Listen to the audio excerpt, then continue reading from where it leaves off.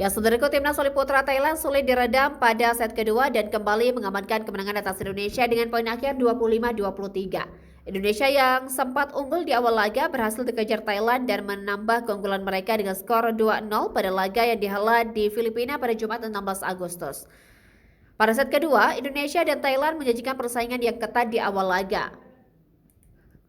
Pasalnya, kedua tim saling berbalas poin dengan kedudukan yang berimbang 3-3. Dari kedudukan tersebut, Indonesia berhasil mengamankan 2 poin beruntun dan memimpin dengan poin 5-3 atas Thailand.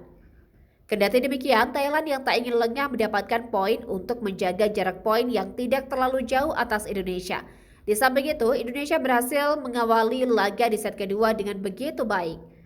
Misi revans yang mereka usung membawa Agil Angga di kakak langsung menekan Thailand di awal laga. Tetapi Thailand yang berada dalam performa apik tak lengah memberikan perlawanan terhadap Indonesia, di mana Thailand terus melakukan pengejaran untuk menyamakan kedudukan atas Indonesia. Memasuki pertengahan set kedua, Indonesia unggul tipis dengan kedudukan 15-14 atas Thailand. Selanjutnya, 1 poin yang dihadirkan Thailand menyeret persaingan menjadi berimbang atas Indonesia lewat kedudukan 15-15.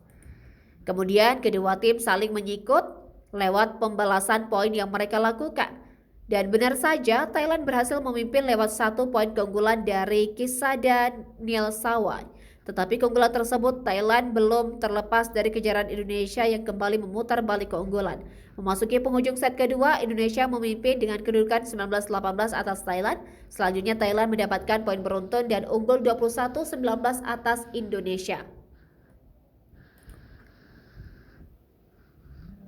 Dan Indonesia berhasil menyamakan kedudukan atas Thailand dengan angka 21-21. Pertandingan begitu menegangkan di fase akhir membuat kedua tim terus bersaing ketat.